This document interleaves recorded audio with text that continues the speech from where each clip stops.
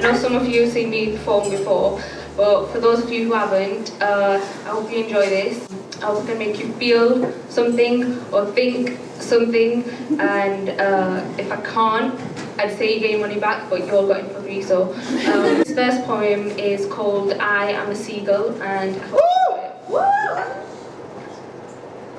It's the little things, like a photograph or an old text, memories washed up on shore, and I am a seagull. I pick at them. You're at the beach with a cone of chips, and I pick at them. Something is wrong. You drizzle vinegar, but not enough. My taste buds sting in confusion. The saline tears from my eyes try to cure them, but it's not enough. These chips are sour, and I pick at them. Not sour enough to make us bitter, I still pick at them. Every thought crashes against my skull like tidal waves. I am a seagull, and I am asking you to be sour and bitter and make this easier. Make it easier for us to pick out what went wrong. Where is the vinegar? The calm and comfort that once washed over us slowly backs away, like waves retreating from the seafront. And we lie, we are liars, we pretend not to see. I am a seagull with my head in the clouds. I lie to you, you lie to me. It's okay, I understand. But it's not enough. Something is wrong, and we cover it up, like being caught in a storm where the weatherman promised sun, where every drop of rain taunts you as it makes its way to the ground. And as it hits the concrete, it screams sounds of our past. We are birds, afraid to face the winter, afraid to face each other. You stay west, I'll go further south. This next one is about a topic that's really important to me, and I've only performed it once before, and before I did, I had this sort of moment of doubt where I was like, is this the right audience to perform it in front of? What it made me realise was there is no wrong or right audience for this type of poem, because as long as you're a human being living on this earth, this concerns you and it affects you in one way or another, whether you want it to or not, whether you realise it or you don't, but it does. I hope you enjoy this, I hope it makes you think, oh, and all of that. People. Definition. Noun. Human beings in general or considered collectively. The members of a particular nation, community, or ethnic group. As people, we like to throw around the words karma and justice and equality.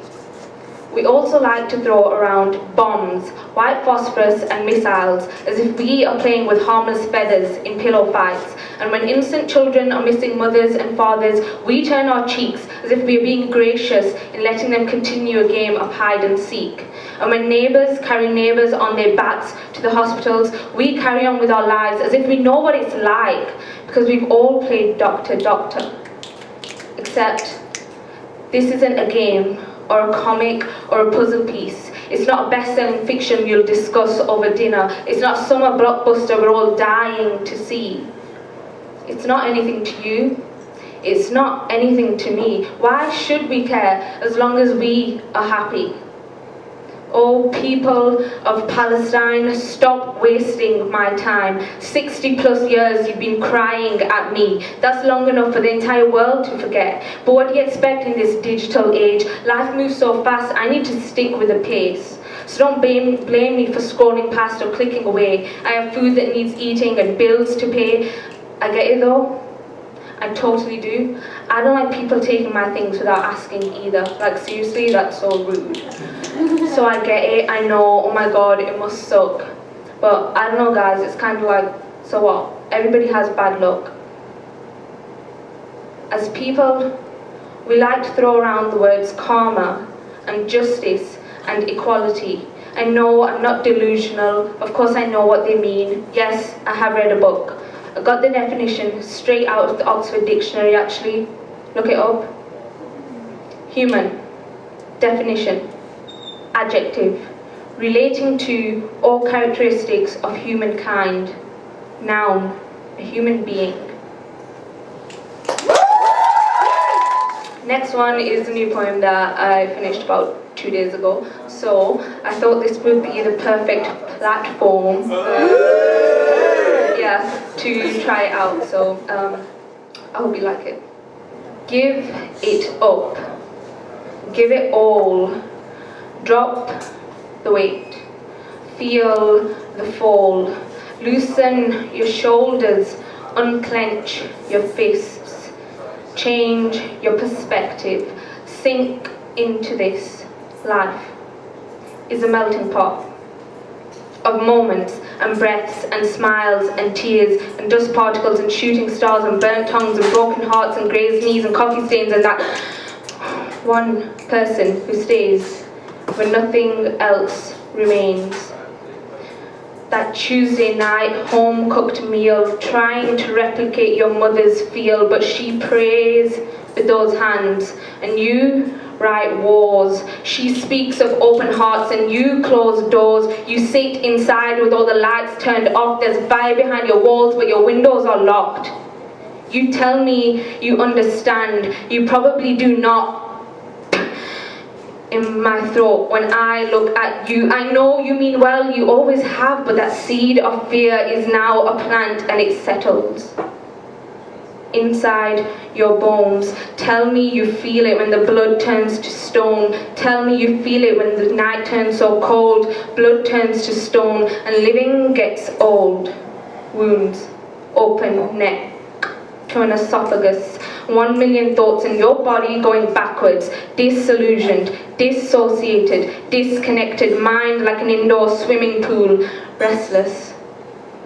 Caution, slippery surface. Caution, mind the step. Caution, don't trip. We're going to go around the room now and introduce ourselves. Why don't you tell us something about you? Me? I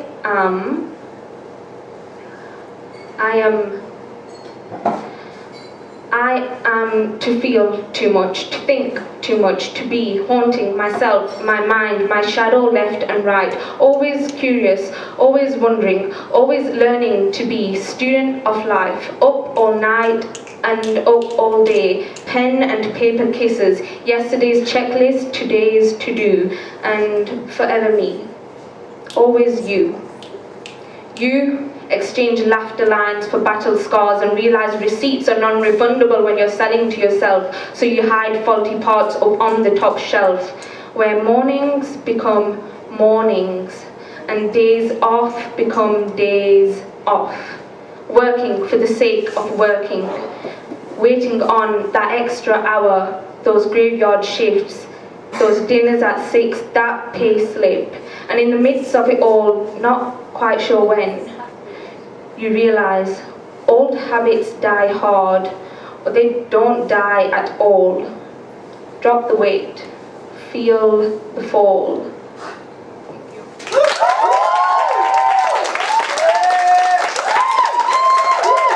Okay, so for this next one, before I start, I'm going to do something. I recently made a Snapchat. So I'm going to get a video of us all on the count of 3, screaming platform as loud as we can. Feel free to throw your hands up, no gang signs please, and throwing some cheers or whatever, but yeah, on the count of 3. 1, 2, 3.